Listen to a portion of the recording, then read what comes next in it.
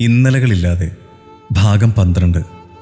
കഥയിലേക്ക് പോകുന്നതിന് മുൻപ് നിങ്ങൾ ആദ്യമായാണ് ഈ ചാനൽ കാണുന്നതെങ്കിൽ ചാനൽ സബ്സ്ക്രൈബ് ചെയ്ത് ബെല്ലൈക്കൺ ക്ലിക്ക് ചെയ്ത് നോട്ടിഫിക്കേഷൻസ് എല്ലാം ഇനേബിൾ ചെയ്യാൻ മറക്കരുത്. കൂടാതെ കഥ ഇഷ്ടമായാൽ നിങ്ങളുടെ ഒരു ലൈക്കും കമൻറ്റും പ്രതീക്ഷിക്കുന്നു. ഇനി നമുക്ക് കഥയിലേക്ക് പോകാം. ദേവു, നീ ഇന്നു മുതൽ അവർ പോകുന്നത് വരെ അനിതേച്ചിയുടെ വീട്ടിൽ നിന്നാൽ മതി. ഞാൻ വല്യമ്മയോട് പറയാം. എൻ്റെ ഒരു സമാധാനത്തിന് വേണ്ടിയാ. ശരി സേതുവേട്ടാ. പിന്നെ എനിക്ക് കുറച്ച് സംസാരിക്കാനുണ്ട്. എന്നെക്കുറിച്ച് സേതുവേട്ടൻ എന്തറിയാം? എൻ്റെ ഇന്നലകൾ. ഞാൻ ഇന്നലത്തെ നിന്നെയല്ല, എൻ്റെ മുന്നിൽ നിൽക്കുന്ന ഈ ദേവുവിനെയാണ് എനിക്ക് വേണ്ടത്. എന്നാലും നമുക്ക് ഒരുമിച്ച് ഞായറാഴ്ച ഒരിടം വരെ പോകാം. നമുക്ക് മാത്രമായി കുറച്ച് നിമിഷങ്ങൾ. എന്നെ നിനക്കും നിനക്ക് എന്നെയും അറിയാനുള്ള യാത്ര. ഓക്കെ? അപ്പോൾ അതിനുവേണ്ടി തയ്യാറാകും. സേതു പറഞ്ഞുകൊണ്ട് അവളുടെ കവിളിൽ തട്ടി. പോകാൻ വേണ്ടി ഇറങ്ങിയ അശ്വതി അവരെ കണ്ട് അസൂയ കൊണ്ട് പുകഞ്ഞു. താൻ കൂടെ ഉണ്ടായിരുന്നപ്പോൾ പോലും അവൻ്റെ കണ്ണിൽ ആ കരുതൽ കണ്ടില്ല. അവൾ ഓർത്തു. സേതു പറഞ്ഞത് പ്രകാരം വല്യമ്മയും ഗായത്രിയും അനിതയുടെ വീട്ടിൽ താമസമാക്കി. അവർക്കും അത് സമാധാനമായി. അനിത അവളെ ഊട്ടാനും കൂടുതൽ സുന്ദരിയാക്കാനുമുള്ള ശ്രമത്തിലാണ്. അവൾ ചിരിയോടെ എല്ലാത്തിനും നിന്നു കൊടുക്കും. 2 ദിവസം കഴിഞ്ഞാണ് അവൾ ഷോപ്പിലേക്ക് പോകുന്നത്. സേതു നാട്ടിലില്ല. ജോയിൻ ചെയ്യാൻ വേണ്ടി കോഴിക്കോട് പോയതാണ്. പിറ്റേ ദിവസം തന്നെ പോയതാണ്. കാണാതിരിക്കാൻ പറ്റുന്നില്ല. വിളിക്കാറുണ്ട്. ജോലി തിരക്കുണ്ട്. ചിരിയോടെ ഓർത്തുകൊണ്ട് അവൾ നടന്നു. അപ്പോഴാണൊരു താർ അവളുടെ മുന്നിൽ വന്ന് ബ്രേക്കിട്ട് നിർത്തിയത്. അതിൽ നിന്ന് ശബരി അവളെ തുറിച്ചു നോക്കി. അവളൊരു വിറയലോടെ അവനെ നോക്കി. എന്നാൽ ഒന്നും പറയാതെ ഒന്ന് മൂളിക്കൊണ്ട് അവൻ പോയി. സേതു പറഞ്ഞ കാര്യങ്ങൾ അവളൊരു ഉൾക്കിടിലത്തോടെ ഓർത്തു. എന്നാണ് പോകുന്നതെന്നറിയില്ല. അമ്പലത്തിലെ ഉത്സവം കഴിഞ്ഞിട്ടായിരിക്കും പോവുക. അത് ഓർത്തുകൊണ്ട് അവൾ നടന്നു. ഷോപ്പിൽ ചെന്ന് കയറിയ ഗായത്രിയെ കാത്തിരുന്നത് പരാതിയും പരിഭവങ്ങളുമാണ്. സുരേഷ് എന്തിനോ മുഖം വീർപ്പിച്ചു. അവളോടെല്ലാവരും മുൻപില്ലാത്ത വിധം ബഹുമാനം കാണിക്കുന്നതും എന്തോ അകൽച്ച കാണിക്കുന്നതും അവൾക്ക് വിഷമമായി. അവൾ അവരോട് അവരുടെ കൂട്ടത്തിലെ ഒരാൾ എന്ന നിലയിലാണ് പെരുമാറിയത്. സാന്ദ്രയ്ക്കും ആതിരയ്ക്കും അവരുടെ പ്രണയകഥ അറിയണം. എന്നാലും ഗായത്രി, ആ മനുഷ്യൻ്റെ ഉള്ളിൽ പ്രണയമൊക്കെ വരുമോ? ചേച്ചി എങ്ങനെയാ വീഴ്ത്തിയേ?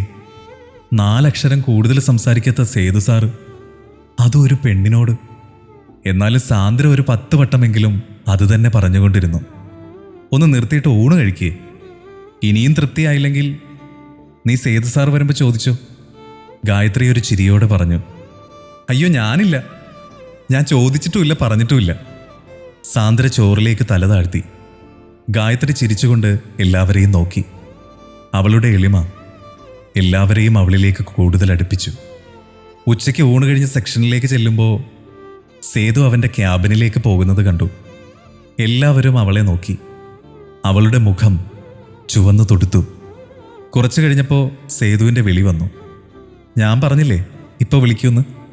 സാന്ദ്ര അവളെ കളിയാക്കി. ഗായത്രി അവളെ നോക്കി കണ്ണുരുട്ടി. സേതുവിനെ കാണാൻ മുകളിലേക്ക് സ്റ്റെപ്പ് കയറി അവൾ ഡോറ് നോക്ക് ചെയ്ത് അകത്തേക്ക് കയറി. പതിവില്ലാതെ അവൻ ഗൗരവത്തിലായിരുന്നു. സേതു അവളെ തുറിച്ചു നോക്കി.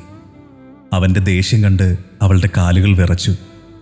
സേതു എണീറ്റ് വന്ന് അവളുടെ അരികിൽ ചെന്ന് കൈ നിവർത്തി ഒന്ന് കൊടുത്തു. ഇതെന്താ ഗായത്രി? എന്താണെന്ന്? നിന്നോടാ ചോദിച്ചത് എന്താണെന്ന്. കയ്യിലെ പേപ്പർ ഉയർത്തി കാണിച്ച് സേതു അലറുന്ന പോലെ ചോദിച്ചു.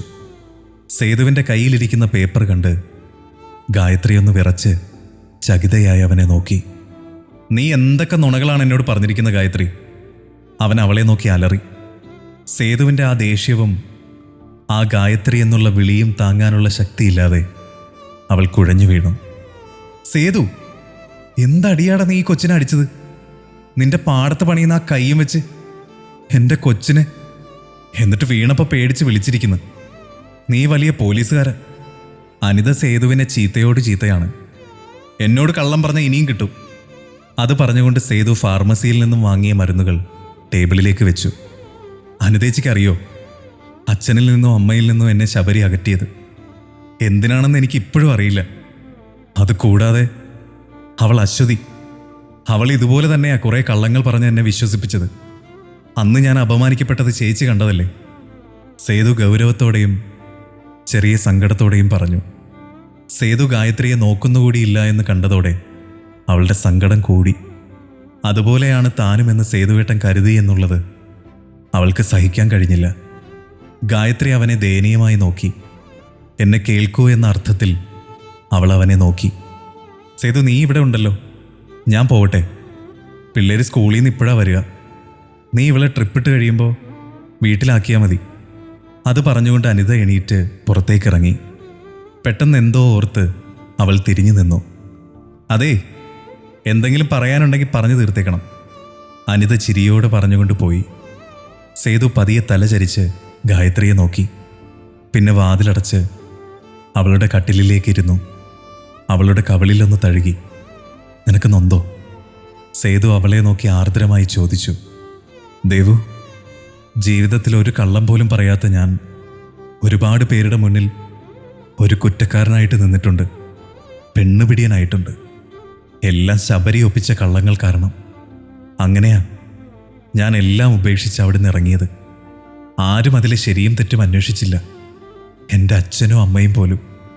അതുതന്നെയാണ് അവനും ഉദ്ദേശിച്ചത്, എന്നെ അവരിൽ നിന്ന് അകറ്റണം, എന്നിട്ടെല്ലാം സ്വന്തമാക്കണം. അതിനായിട്ട് അവൻ ഒരുപാട് നുണകൾ പറഞ്ഞു. എല്ലാവരും അവനെ മാത്രം വിശ്വസിച്ചു. എനിക്ക് നഷ്ടബോധമൊന്നുമില്ല, എനിക്കിവിടെ ഒരുപാട് പേരുണ്ടല്ലോ. പിന്നെ അതുകൊണ്ടല്ലേ എനിക്ക് നിന്നെ കിട്ടിയത്. സേതുവേട്ട, ഞാനൊന്നും മനഃപൂർവ്വമല്ല, എല്ലാം പറയാനിരുന്നതാണ്. അത്ര സുഖകരമല്ലാത്തൊരു പാസ്റ്റ് എനിക്കുണ്ട്, അതുകൊണ്ടാണ് ഞാൻ ഒഴിഞ്ഞു മാറിയത്. ഞാൻ സേതുവേട്ടന് ചേരില്ല.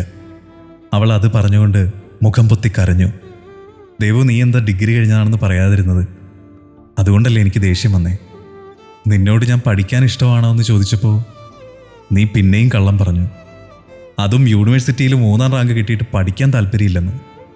അതിൻ്റെ കൂടെ നിൻ്റെ മാർക്ക് ലിസ്റ്റ് കൂടി കണ്ടപ്പോൾ എൻ്റെ സമനില തെറ്റിപ്പോയി. ഞാനൊരിക്കലും സോറി പറയില്ല, കാരണം ആ അടി കള്ളം പറഞ്ഞതിനാ. അത് സേതുവേട്ടൻ എന്നെക്കുറിച്ച് എല്ലാം അറിയണം, എന്നിട്ട് തീരുമാനിച്ചാൽ മതി. പിന്നീട് ദുഃഖിക്കാൻ ഇടവരരുത്. അവൾ വേദനയോടെ അവനെ നോക്കി. ഞാൻ വെറുതെ പറഞ്ഞതല്ല. ഇനി നിന്റെ ഇന്നലകൾ എന്തു തന്നെ ആയാലും ഞാൻ നിന്നെ തനിച്ചാക്കില്ല. നിന്നെ എനിക്ക് വേണം. അത് നിന്നെ ഞാൻ ആദ്യം കണ്ടപ്പോൾ തന്നെ മനസ്സിൽ വിചാരിച്ചതാണ്. ഇനി അതിലൊരു മാറ്റവും ഉണ്ടാവില്ല, അത് നീ വിചാരിച്ചാലും. കേട്ടല്ലോ? ഇനി എൻ്റെ സുന്ദരിക്കുട്ടി ഇതൊന്നും ആലോചിക്കണ്ട. സേതു ചിരിയോടെ പറഞ്ഞ് അവളുടെ അടുത്ത് ബെഡിൽ ചേർന്ന് കിടന്നു. അവളൊരു പിടച്ചിലോടെ അവനെ നോക്കി. തുടരും. വീഡിയോ ഇഷ്ടമായെങ്കിൽ ലൈക്ക് ചെയ്യാനും ഷെയർ ചെയ്യാനും സബ്സ്ക്രൈബ് ചെയ്യാനും മറക്കരുത്.